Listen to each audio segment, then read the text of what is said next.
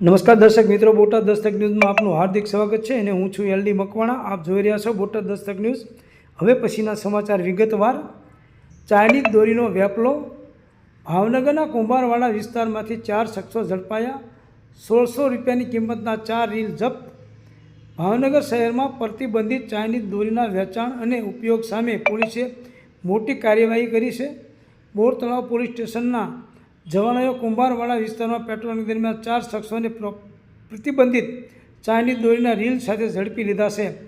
પકડાયેલા આરોપીઓમાં રામદેવનગરના બલદેવ કિશોર ડાભી 42 વર્ષીય, ગોપાલ સોસાયટીના વિશાલ ભાયાલાલ બારૈયા 19 વર્ષ તેમજ ગિરનાર સોસાયટીના અવેડા પાછળ 50 વારિયા વિસ્તારના દીપેશ ગણેશ રાઠોડ 22 વર્ષ અને રાકેશ